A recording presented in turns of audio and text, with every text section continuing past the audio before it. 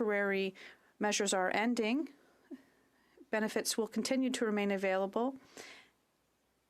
We're talking about millions to extend the pilot project until 2023. The Honourable Member for La Prairie, Mr. Speaker, they're talking about a pilot project. That's good for eligible workers, but the problem is that seasonal workers do not qualify.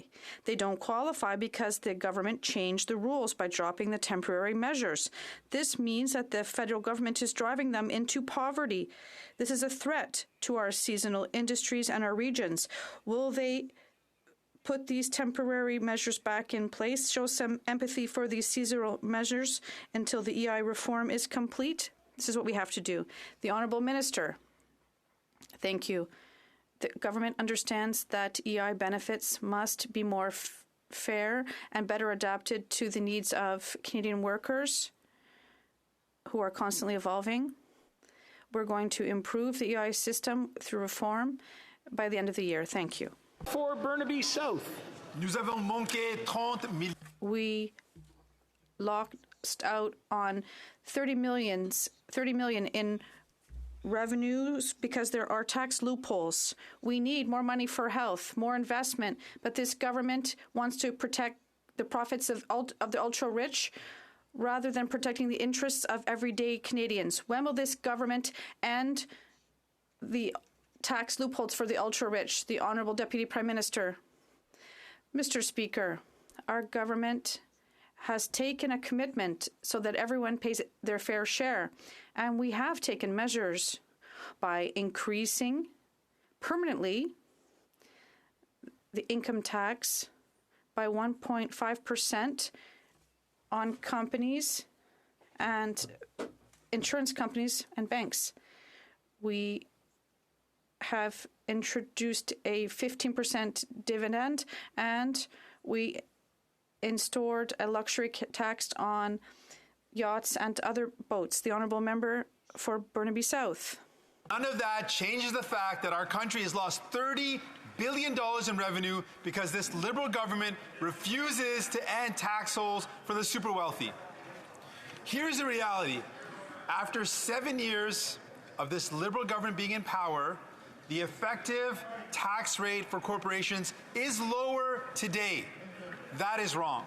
When will this government stop defending the profits of the super wealthy, stand up for working people, and put an end to the tax loopholes for the super wealthy? Hear, hear.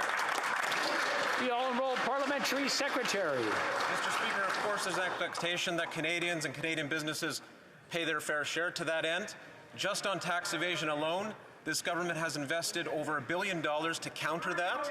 In addition, we have put forward, in response to the Panama Papers, which I know that the member yelling opposite is quite interested in, there's 900 Canadians that are identified and under observation, 160 audits underway, over 200 have been completed, and that work will continue, Mr. Speaker. Thank you very much.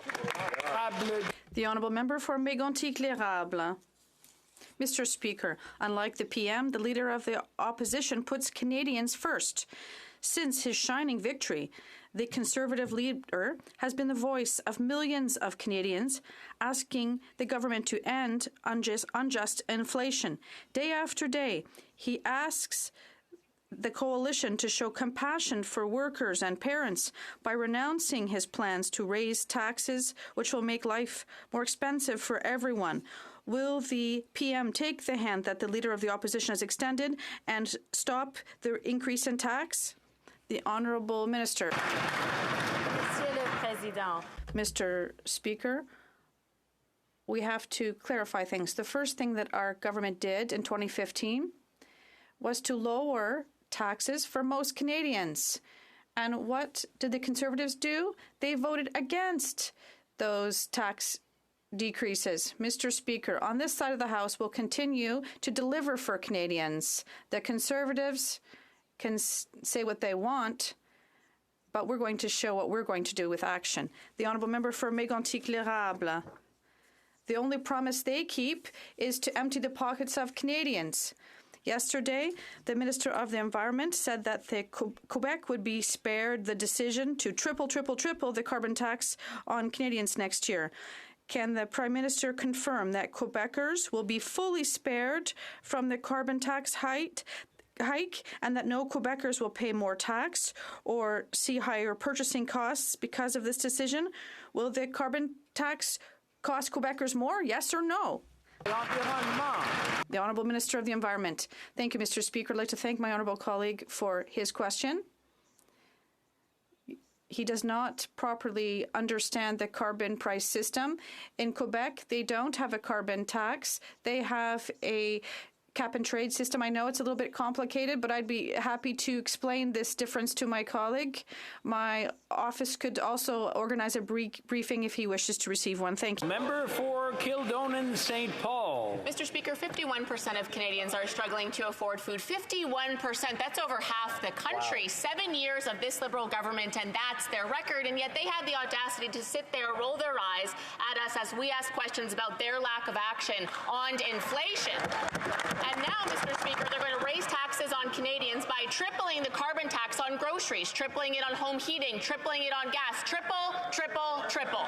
Mr. Speaker, Canadians cannot afford this Liberal government any longer. Will the Liberals show some compassion and cancel their plans to triple the carbon tax? The Honourable Minister of the Environment. Thank you very much, Mr. Speaker. In university, I did social sciences, but I did do some math. Calculus 101. It's actually called 103 in Quebec. And 3 times 3 times 3 equals 27, Mr. Speaker. So I'm not sure what they're talking about. Imagine if they had to do a budget for the entire country. I'm having a hard time hearing the answer. I'm going to have to ask the Minister to start from the top.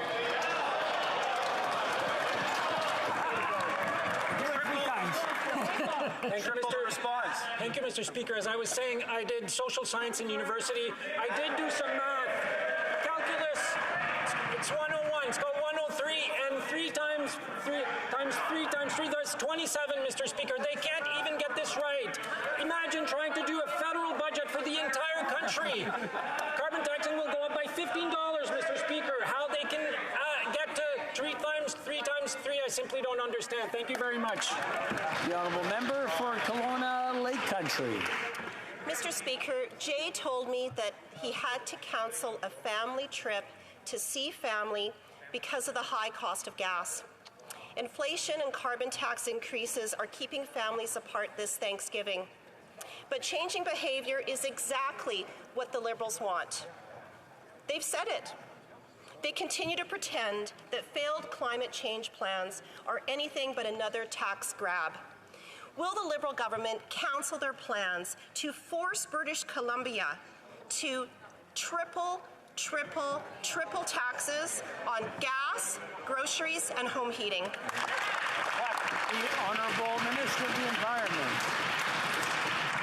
Thank you, Mr. Speaker. I want to reassure my honourable colleague we're having very cordial and productive conversation with British Columbia about putting a price on pollution. In fact, British Columbia is one of the first jurisdictions in North America to have done this, Mr. Speaker, and we will continue working collaboratively with BC on carbon pricing. Thank you very much. The Honourable Member for Huron-Bruce. Thanks, Mr. Speaker. Because of this Liberal government's failed economic policies, the Canadian dream of owning your own home, putting your kids in sports, and taking a modest family vacation is impossible. At a time when Canadians need some help, what do these Liberals do? They triple the carbon tax. Will the Liberals cancel their plans to triple the tax on gas, groceries, and home heating and give hard-working Canadian families some hope? The Honourable Deputy Prime Minister. Mr. Speaker, the good news is we do have a plan, and all of us working together this week are going to be able to give hardworking Canadian families some real hope and some real support. That's because I am very hopeful that this week this House will vote on third reading on Bill C-30. That is the GST rebate. That will give nearly $500 to Canadian families. 11 million households will be helped. That is real hope. That is real support for Canadian families. I'm glad the Conservatives are on board with that. I hope now they'll support the housing payments and dental care. The honourable member for Moose Jaw, Lake Centre, Lanigan. Mr. Speaker, a veteran in my riding noticed that GST was being charged on top of the carbon tax on his power bill. This Liberal government plans to triple the carbon tax. Guess what? This will also triple the GST. I'm going to interrupt the honourable member. If I can interrupt just for a second, we've got some translation problems. Ça fonctionne? Is the interpretation working?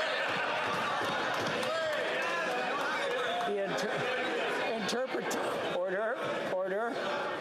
Interpretation has started, so I'll let the honourable member start right from the top again, please. Mr. Speaker, a veteran in my riding noticed that GST was being charged on top of the carbon tax on his power bill. This Liberal government plans to triple the carbon tax. Guess what? This will also triple the GST on a basic necessity. Life is getting too expensive for Canadians.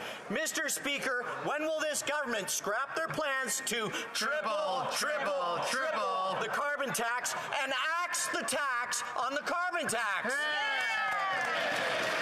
The Honourable Minister of Employment.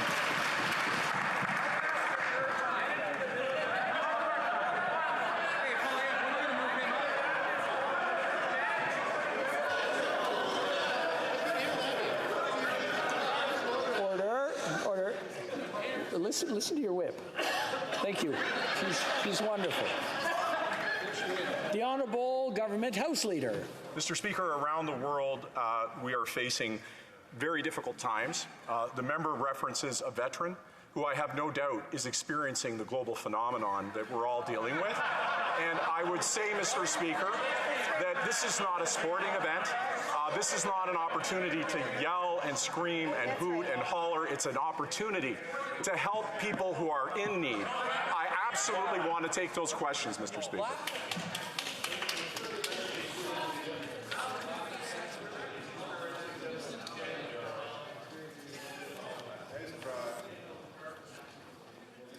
I missed half of it. The Government House Leader from the top, please. It was such a good answer. I want to hear it again. Mr. Speaker, we're ready to hear from real questions. We're ready to give real answers. Thank you, Mr. Speaker. The